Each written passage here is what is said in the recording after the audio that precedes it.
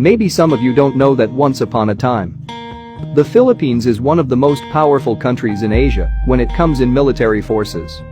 According to some research about the history of armed forces of the Philippines, the Philippines owned numerous number of fighter planes, jet fighter, attack helicopters, warships, a submarine chaser, war tanks, and one of the most advanced superweapons in Asia named Bongbong 1. So today in this video, we will talk about how powerful is the Philippine military forces during the President Marcos regime. A military forces with the most modern equipment in Asia that you could never imagine as of today.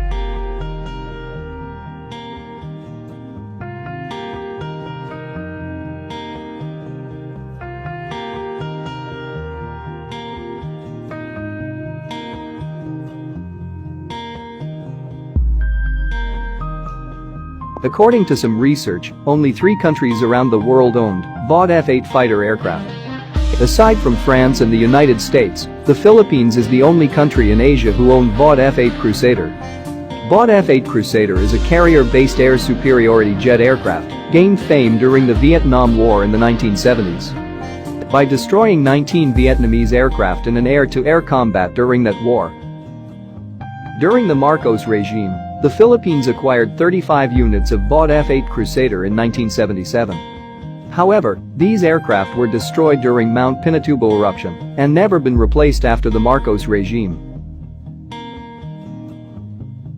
The Philippine Air Force also acquired 19 units of F-5A and 3 units of F-5B light fighter aircraft from 1965 to 1967.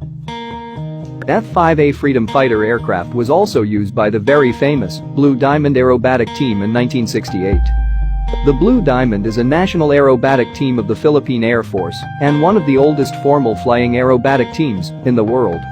Every Independence Day, the Blue Diamond performed their aerobatic skills and techniques up in the sky to show the world-class talent of Air Force pilots in the Philippines. BRP Andres Bonifacio PF-7 is a Philippine Navy warship acquired by the Philippines in 1976. It was built by Lake Washington Shipyard in the United States and served as a lead ship in the Philippine Navy. BRP Gregorio del Pilar PF-8 is a Philippine Navy warship acquired by the Philippines in 1976. Just like the BRP Andres Bonifacio, it is one of the largest combat ship of the Philippine Navy during that time. BRP Diego Silang PF-9 and BRP Francisco de Gohort are the other warships acquired by the Philippines in 1976 and 1979. However, after the Marcos regime, these 4 large warships of the Philippine Navy were discarded and sold as scrap. The Philippines also acquired 4 warship destroyer escorts. The BRP Raja Lacandula PF-4 in 1976.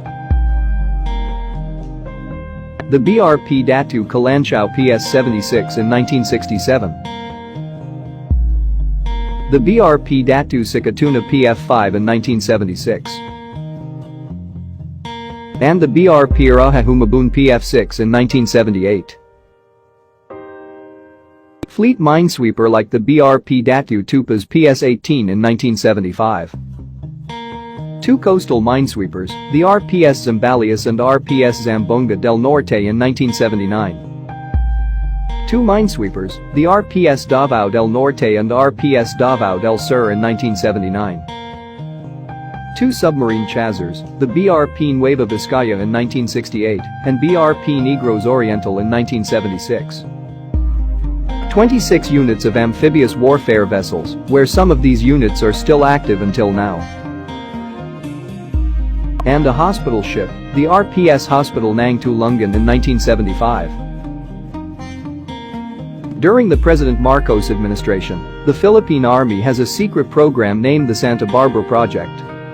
A secret project where the Philippine Army is developing a locally made missile called Bongbong 1. The Bongbong 1 missile has a 12 kilometers firing range, and it was built by the Filipino scientists with the help of German engineers and scientists. From 1972 to 1980, these missiles were successfully tested 37 times in Caballo Island. On September 1975, after the successful launching of 4 bongbong missiles, many people asked why is the Philippines making its own missile program. President Ferdinand Marcos then replied, "The defense of the Philippines cannot be left to alliance with other countries. We must assume that there will be contingencies where even the United States may not be ready to come to our assistance."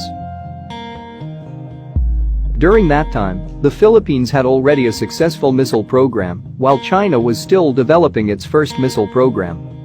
There's also a report that President Marcos had an underground submarine program together with his missile program. However, after President Marcos' regime, all of these military programs were disbanded and abandoned. According to some military and defense experts, if the past administrations supported these military projects, maybe the Philippines won't suffer from bullying today.